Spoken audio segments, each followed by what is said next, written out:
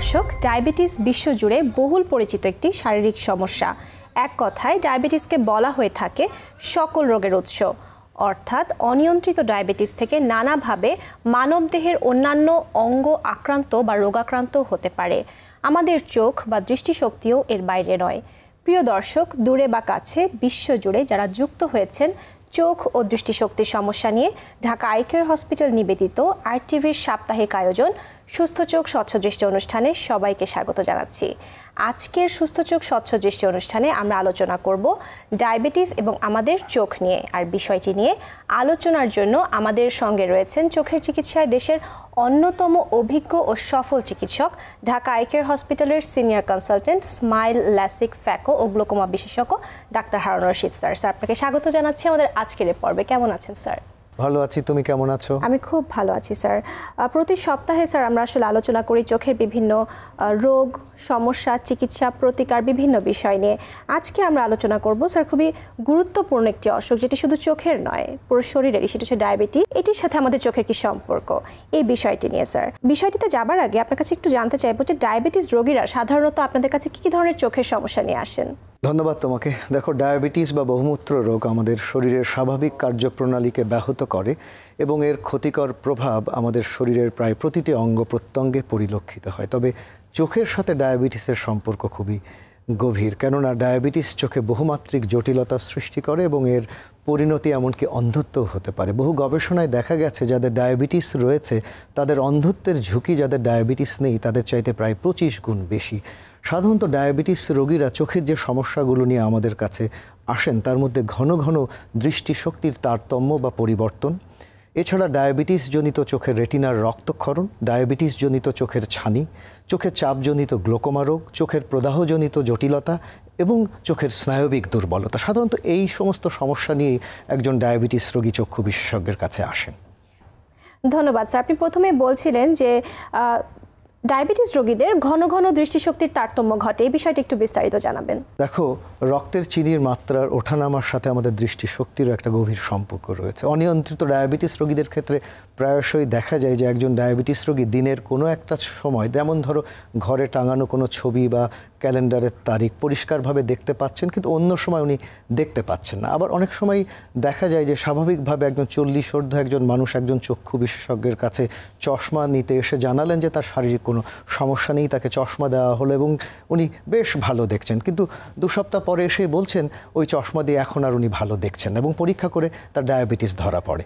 এবং এভাবেই একজন রোগী প্রথমবারের মতো চক্ষু বিশেষজ্ঞের কাছে জানতে পারেন যে তার ডায়াবেটিস রয়েছে। অর্থাৎ একজন রোগী প্রথমবার জানতে পারলেন যে তার ডায়াবেটিস রয়েছে একজন চক্ষু বিশেষজ্ঞের কাছে। এক্স্যাক্টলি স্যার, আপনি বলছিলেন যে ঘন ঘন দৃষ্টির তারতম্যের কথা, এটি কেন হচ্ছে? আসলে আমাদের রক্তে যখন চিনির মাত্রা বেড়ে যায়, তুমি জানো যে আমাদের চোখটা ক্যামেরার মতো। ক্যামেরার ভেতরে যেরকম লেন্স থাকে, চোখের ভেতরেও আমাদের স্বচ্ছ একটি প্রাকৃতিক লেন্স থাকে। রক্তে চিনির মাত্রা বেড়ে গেলে চোখের স্বচ্ছ প্রাকৃতিক লেন্সের ভেতরে প্রবেশ করে, লেন্সের বক্রতা বেড়ে যায়, এর প্রতিসরণ সূচকে পরিবর্তন আসে এবং তখন একজন রোগী দূরের সব কিছু ঝাপসা দেখে। আবার যখন ডায়াবেটিস নিয়ন্ত্রণে এসে যায় তখন কিন্তু সে সব কিছু পরিষ্কার দেখে। তাহলে চশমা দেওয়ার ক্ষেত্রে আসলে ডায়াবেটিস রোগীদের কি করা উচিত? দেখো, ডায়াবেটিস রোগীদের ক্ষেত্রে 6 সপ্তাহ যাবৎ ডায়াবেটিসের সুনিয়ন্ত্রণ ছাড়া চশমা দেওয়া সঠিক হবে না। ধন্যবাদ স্যার। ডায়াবেটিস জনিত রেটিনার রক্তক্ষরণ, এটি আপনি প্রথমেই বলেছেন, এটি কেন হয় এবং এই সম্পর্কে একটু বিস্তারিত জানতে চাইব। আমি ছবি দিয়ে বুঝিয়ে দেই। তুমি জানো আমাদের চোখের সবচেয়ে পেছনের যে একটি সংবেদনশীল আবরণ রয়েছে যার নাম রেটিনা, এবং সেই রেটিনাতে সূক্ষ্ম সূক্ষ্ম রক্তনালিকাসমূহ রয়েছে। ডায়াবেটিস এই সূক্ষ্ম রক্তনালিকাসমূহকে আক্রান্ত করে। এর পরের ছবিতে আমরা দেখব রক্তনালিকাসমূহ যখন সচ্ছিদ্র হয়, সেই ছিদ্র দিয়ে রেটিনাতে পানি জমে, রক্তক্ষরণ হয়, চর্বি জমে এবং আমিষ জমে। এর পরের ছবিতে আমরা দেখব চোখের রেটিনাতে যখন অক্সিজেনের অভাব ঘটে তখন সেখানে সূক্ষ্ম সূক্ষ্ম অস্বাভাবিক দুর্বল ভঙ্গুর রক্তনালিকাসমূহ উৎপন্ন হয়, যা সহজেই রেটিনাতে রক্তক্ষরণ ঘটায়। এবং রক্তক্ষরণ যখন অতিমাত্রায় হয়, আমরা এর পরের ছবিতে আমরা দেখব তার চোখের রেটিনার সামনে অবস্থিত ভিট্রিয়াস প্রকোষ্ঠে প্রবেশ করে, যাকে আমরা ভিট্রিয়াস হেমোরেজ বলে থাকি।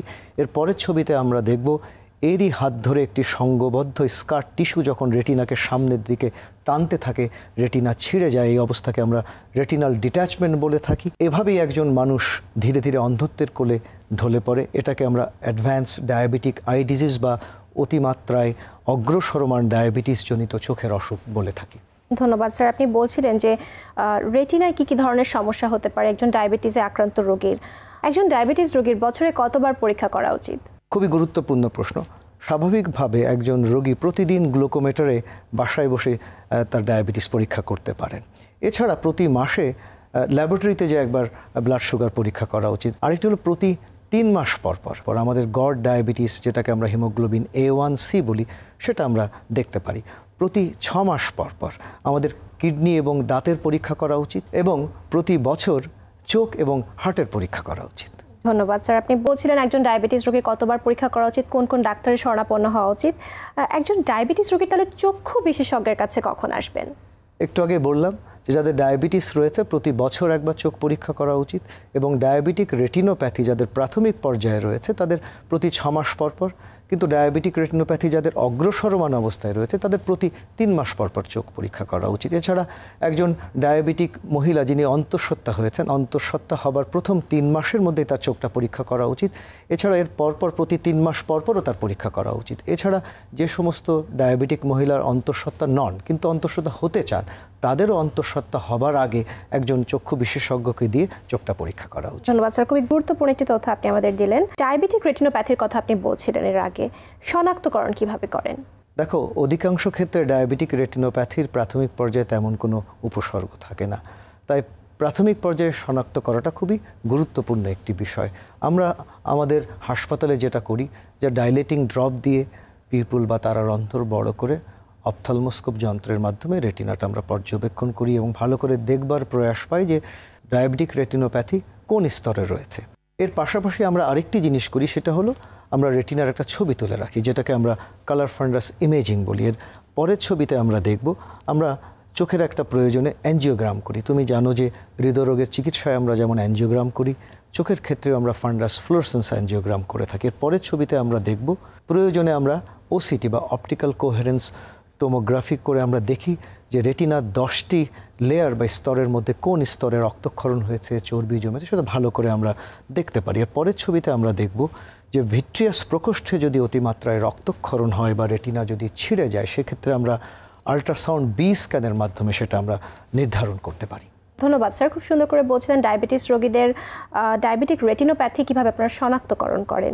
তাহলে ডায়াবেটিক রেটিনোপ্যাথির চিকিৎসা কি? দেখো, ডায়াবেটিক রেটিনোপ্যাথির চিকিৎসার প্রথম সোপান হচ্ছে ডায়াবেটিস সুনিয়ন্ত্রণে রাখা, সেটি সবচেয়ে গুরুত্বপূর্ণ বিষয়।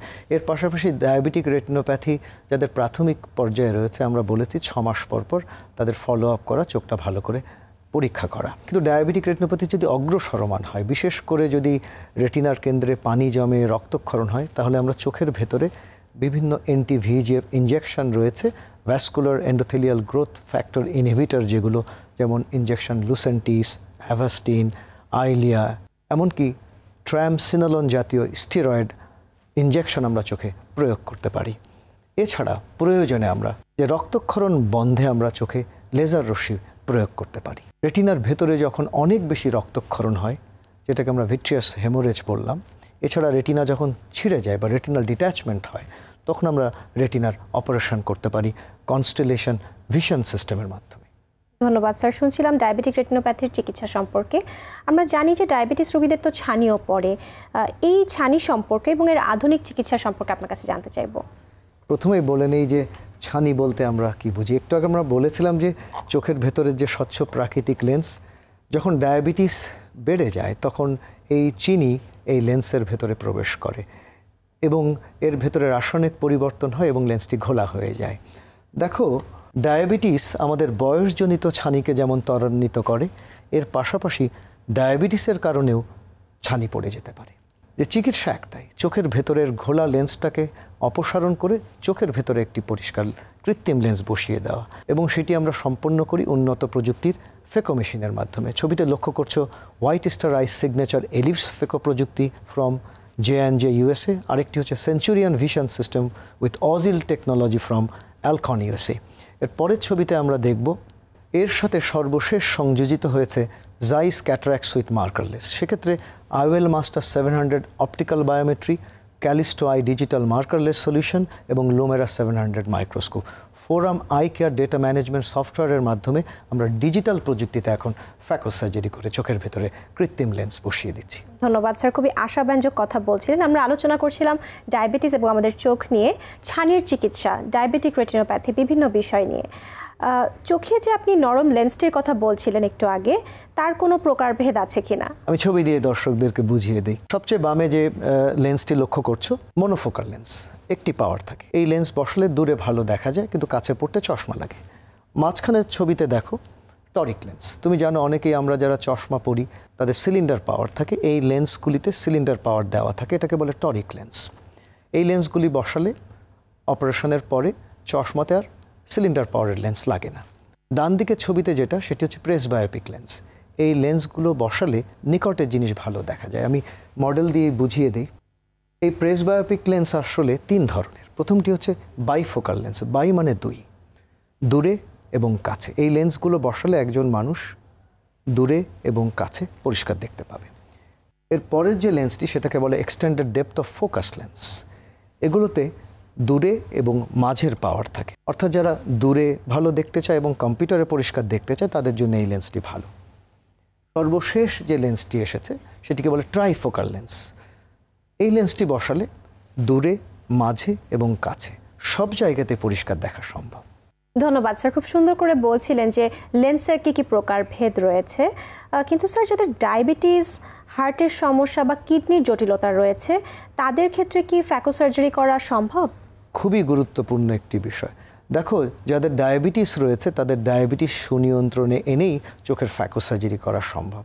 যাদের হার্টের সমস্যা রয়েছে, বিশেষ করে যাদের স্টেন্টিং করা বা রিং বসানো, এমনকি যাদের বাইপাস অপারেশন হয়েছে, তাদেরও চোখে ফ্যাকো সার্জারি করা সম্ভব। যাদের কিডনির জটিলতা রয়েছে, যেমন যাদের নিয়মিত ডায়ালাইসিস হচ্ছে, যেমন সপ্তাহে অনেকে 3 দিন ডায়ালাইসিস হচ্ছে, তাদেরও ফ্যাকো সার্জারি করা সম্ভব। যেমন ধরো গতকালকে ডায়ালাইসিস হলো, আজকে তার ফ্যাকো সার্জারি হলো, কালকে আবার তার ডায়ালাইসিস হবে। এমনকি যাদের কিডনির সংযোজন বা রেনাল ট্রান্সপ্লান্ট হয়েছে, তাদেরও চোখে ফ্যাকো সার্জারি করা সম্ভব। আসলে যে বিষয়টি হলো, এই মানুষগুলো যতদিন বাঁচবেন তাদের পরিষ্কার দেখবার প্রয়োজনীয়তা রয়েছে, কারণ দেখবার আনন্দের তো কোনো বিকল্প নেই। অবশ্যই না।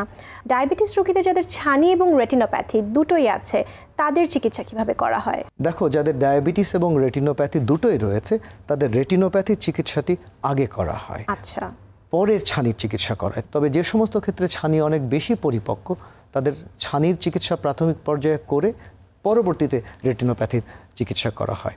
কখনো কখনো ফ্যাকো সার্জারি এবং রেটিনার অপারেশন একসাথে করা হয়। আচ্ছা, অর্থাৎ কম্বাইন্ড সার্জারিও করা হয়ে থাকে। এক্স্যাক্টলি। ধন্যবাদ স্যার। গ্লোকোমা রোগের সাথে ডায়াবেটিসের সম্পর্কটা আসলে কি এবং এর চিকিৎসা আপনারা কিভাবে করে থাকেন? আমি ছবি দিয়ে বুঝিয়ে দিই। আসলে চোখের আভ্যন্তরীণ চাপের ভারসাম্যহীনতার কারণে চোখের অপটিক স্নায়ু যখন ক্ষতিগ্রস্ত হয়, সেটিকে আমরা গ্লোকোমা রোগ বলে থাকি। এবং গ্লোকোমা রোগে আমাদের দৃষ্টির পরিসীমা সংকুচিত হতে হতে সুড়ঙ্গ দৃষ্টিতে পরিণত হয়। তুমি চিকিৎসার কথা বলছিলে। আসলে গ্লোকোমা চিকিৎসার মূল ভিত্তি হচ্ছে ড্রপের মাধ্যমে চোখের চাপ কমিয়ে আনা। কোনো কারণে সেটা না হলে আমরা লেজার রশ্মি প্রয়োগ করে কমাতে পারি। সেটিও যদি না হয় তাহলে আমরা শল্য চিকিৎসার আশ্রয় নিতে পারি। প্রাথমিক শল্য চিকিৎসা হচ্ছে ট্রাবেকুলেক্টমি অপারেশন করা। তার মাধ্যমে চোখের চাপ যদি না কমে আসে, আমরা ড্রেনেজ ইমপ্ল্যান্ট বা ভ্যালভ ইমপ্ল্যান্টের মাধ্যমে চোখের চাপ কমিয়ে আনতে হয়। আসলে দেখো, ডায়াবেটিসের সাথে গ্লোকোমার সম্পর্ক অত্যন্ত গভীর। গবেষণায় দেখা গেছে যাদের ডায়াবেটিস, তাদের গ্লোকোমা রোগে আক্রান্ত হওয়ার সম্ভাবনা অন্যদের চাইতে প্রায় দ্বিগুণ। এছাড়া ডায়াবেটিস রোগীদের একটি বিশেষ ধরনের গ্লোকোমা হয় চোখের ভেতরে রেটিনার রক্তক্ষরণের কারণে, সেটাকে বলে নিওভ্যাসকুলার গ্লোকোমা। এবং এই গ্লোকোমা রোগ নিয়ন্ত্রণ করা খুবই জটিল বিষয়, আর এ কারণেই ডায়াবেটিস সুনিয়ন্ত্রণে রাখা খুবই জরুরি। ধন্যবাদ স্যার। একজন ডায়াবেটিস রোগীর কি ল্যাসিক সার্জারি বা স্মাইল সার্জারি করা সম্ভব? তুমি জানো, অনেকেই আমরা মোটা চশমা পরি। ছবিতে লক্ষ্য করো, অনেক সময় দেখা যায় যে এক চোখের পাওয়ারটা অনেক বেশি। এই ধরনের চশমা চোখে রাখা খুব কঠিন, এবং চশমার একটি বিকল্প হচ্ছে কন্ট্যাক্ট লেন্স। কিন্তু তুমি জানো, কন্ট্যাক্ট লেন্স সকালে পড়তে হয়, ঘুমানোর আগে খুলতে হয়, পরিচর্যা করতে হয়। সেই জন্যেই সবচেয়ে লেটেস্ট প্রযুক্তি হচ্ছে লেজার ভিশন কারেকশনটা, লেজারের মাধ্যমে পাওয়ারটাকে স্থায়ীভাবে সারিয়ে দেওয়া। এবং এই লেজার ভিশন কারেকশনের সবচেয়ে জনপ্রিয় যে পদ্ধতি, তার নাম হচ্ছে ল্যাসিক। লেজার ভিশন কারেকশনের সর্বশেষ যে সংযোজনটি হয়েছে সেটি হচ্ছে smile by small incision lenticule extraction. তুমি যে প্রশ্নটি করছিলে যে ডায়াবেটিস রোগীদের ল্যাসিক বা স্মাইল করা সম্ভব কিনা, অবশ্যই সম্ভব, ডায়াবেটিস নিয়ন্ত্রণে এনে। ধন্যবাদ স্যার। ডায়াবেটিসের কারণে চোখে কি কি ধরনের প্রদাহ সৃষ্টি হতে পারে? তুমি জানো যাদের ডায়াবেটিস রয়েছে তাদের শরীরে বিভিন্ন ধরনের সংক্রমণের সম্ভাবনা সবচেয়ে বেশি থাকে। একজন ডায়াবেটিস আক্রান্ত রোগীর চোখের পাতায় নানান ধরনের প্রদাহ হতে পারে, যেমন মিওমিয়ান গ্ল্যান্ড ডিসফাংশন, ব্লেফারাইটিস, চোখের পাতায় অঞ্জনি হয়, স্টাই হয়, এমনকি চোখের কর্নিয়াতে ঘন ঘন প্রদাহ হতে পারে, যেটাকে আমরা বলি রেকারেন্ট কর্নিয়াল এরোশন, বা চোখের ভেতরে একটা জটিল প্রদাহ হতে পারে, যেটাকে আমরা ইভিআইটিস বলে থাকি। এবং সেই কারণেই ডায়াবেটিস সুনিয়ন্ত্রণে রাখা অত্যন্ত জরুরি। ধন্যবাদ স্যার। ডায়াবেটিস চোখে কি কি ধরনের স্নায়ুজনিত সমস্যা সৃষ্টি করে? তুমি জানো যে ডায়াবেটিস আমাদের স্নায়ুতন্ত্রকে আক্রান্ত করে এবং চোখের সাথে মস্তিষ্কের সরাসরি যোগাযোগ রয়েছে বিভিন্ন ক্রেনিয়াল নার্ভ বা স্নায়ু দ্বারা। যেমন ধরো ডায়াবেটিসের কারণে তৃতীয় ক্রেনিয়াল নার্ভ যদি আক্রান্ত হয়, সেক্ষেত্রে চোখের উপরের পাতা নিচের দিকে নেমে পড়ে, যেটাকে আমরা টসিস বলি। নিচের বাম দিকের ছবিতে লক্ষ্য করো যে একজন উপরের পাতাটি ধরে রেখেছে, কারণ চোখের পাতাটা নিচে নেমে গেছে। কিন্তু নিচের ডান দিকের ছবিতে লক্ষ্য করো, ডায়াবেটিস নিয়ন্ত্রণে আনার পরে উনি স্বাভাবিকভাবে চোখ খুলতে পারছে। এর পরের ছবিতে আমরা দেখব তৃতীয়, চতুর্থ এবং ষষ্ঠ ক্রেনিয়াল নার্ভ যখন আক্রান্ত হয় তখন চোখটা কিন্তু বেঁকে যেতে পারে, অর্থাৎ প্যারালাইটিক স্কুইন্ট হতে পারে। এর পরের ছবিতে আমরা দেখব সপ্তম ক্রেনিয়াল নার্ভ যখন আক্রান্ত হয় তখন মুখ বেঁকে যায়, চোখ বন্ধ হয় না এবং চোখ থেকে পানি পড়তে থাকে। এবং চোখের সবচেয়ে যে গুরুত্বপূর্ণ যে স্নায়ু, দ্বিতীয় ক্রেনিয়াল নার্ভ, যেটাকে আমরা অপটিক নার্ভ বা অপটিক স্নায়ু বলে থাকি, সেটি আক্রান্ত হলে একজন মানুষের দৃষ্টি পুরোপুরি চলে যায় এবং একজন মানুষ অন্ধত্ব বরণ করে। ধন্যবাদ স্যার। আজকাল কিন্তু আমরা দেখছি ডায়াবেটিসে শিশুরাও অনেক আক্রান্ত হচ্ছে, এর কারণটা কি? তুমি খুবই একটি প্রাসঙ্গিক বিষয়ের অবতারণা করেছো। আমরা এতদিন ধরে জানতাম যে ডায়াবেটিস শুধু বড়দেরই হয়, বিশেষ করে টাইপ 2 ডায়াবেটিস, কিন্তু আজকাল দেখা যাচ্ছে যে এই টাইপ 2 ডায়াবেটিস শিশুদেরও হচ্ছে। তার কারণ হচ্ছে যে ফাস্ট ফুড, যেটাকে আমরা জাঙ্ক ফুড বলে থাকি, এবং কোমল পানীয় কালচার। এছাড়া বাচ্চাদের দিন দিন বিভিন্ন অলস শখগুলো বেড়েই চলেছে, যেমন সারাদিন টেলিভিশনে কার্টুন দেখা, কম্পিউটারে বসে ভিডিও গেমস খেলা, আইপ্যাড, মোবাইল ফোন তো রয়েছে। সেই জন্যে সোনামণিরা তোমাদেরকে বলবো, টেলিভিশন, কম্পিউটার, মোবাইল, গেমস সব মিলিয়ে সারাদিনে 1 ঘন্টার বেশি করবে না। মনে থাকবে তো? ধন্যবাদ স্যার। সর্বশেষ প্রশ্ন আমার, সেটি হচ্ছে ডায়াবেটিস জনিত অন্ধত্ব আমরা কিভাবে আসলে প্রতিরোধ করতে পারি? দেখো, ডায়াবেটিস একটি সারা জীবনের অসুখ। ডায়াবেটিস নিরাময়যোগ্য নয়, কিন্তু নিয়ন্ত্রণযোগ্য। এবং সেই লক্ষ্যেই যে জিনিসটির সবচেয়ে প্রয়োজন সেটি হচ্ছে জীবনযাপনে পরিবর্তন আনা। তার মধ্যে সবচেয়ে গুরুত্বপূর্ণ হচ্ছে খাদ্যাভ্যাসে পরিবর্তন। আমাদের প্রচুর শাক সবজি, ফলমূল এগুলো খাওয়া উচিত, নিয়মিত হাঁটা উচিত, ব্যায়াম করা, কায়িক পরিশ্রমে অভ্যস্ত হওয়া। ধরো যে দূরত্ব আমরা হেঁটে যেতে পারি সেই দূরত্ব আমরা রিক্সা পরিহার করতে পারি। শরীরের ওজন নিয়ন্ত্রণ করা, ধূমপান বর্জন করা, উচ্চ রক্তচাপ নিয়ন্ত্রণ করা, সর্বোপরি সুশৃঙ্খল জীবনযাপন করা। তাহলেই আমরা ডায়াবেটিস জনিত অন্ধত্ব থেকে নিজেদেরকে দূরে রাখতে পারবো। ধন্যবাদ স্যার। আজকে খুব সুন্দর করে আপনার কাছ থেকে শুনছিলাম ডায়াবেটিস জনিত কি কি ধরনের রোগ হতে পারে, চোখের কি কি ধরনের সমস্যা হতে পারে। আপনাকে অনেক ধন্যবাদ জানাচ্ছি, আপনার শুভকামনা আশা করছি। তোমাকেও ধন্যবাদ, আরটিভির সকল দর্শক এবং আরটিভিকেও ধন্যবাদ। দর্শক, ডায়াবেটিস কেমন করে চোখের সমস্যার সঙ্গে নিবিড়ভাবে জড়িয়ে আছে সেটাই শুনছিলাম বিজ্ঞ আলোচক, চক্ষুরোগ বিশেষজ্ঞ ডাক্তার হারুন রশিদ স্যারের কাছে। নিশ্চয়ই যাদের ডায়াবেটিস রয়েছে তারা অবশ্যই নিজেদের ডায়াবেটিসকে নিয়ন্ত্রণে রাখবেন এবং নিয়মিত বিরতিতে চোখ পরীক্ষা করাতে একদমই ভুলবেন না, কারণ সুস্থ চোখ মানেই স্বচ্ছ দৃষ্টি আর সুন্দর জীবন। আজ বিদায় নেব, আবারও আপনাদের সঙ্গে দেখা হবে চোখের অন্য কোনো সমস্যা এবং তার সম্ভাব্য পরামর্শ নিয়ে। সে পর্যন্ত আপনার চোখ সুস্থ রাখুন, দৃষ্টি স্বচ্ছ রাখুন, সবার জন্য শুভকামনা।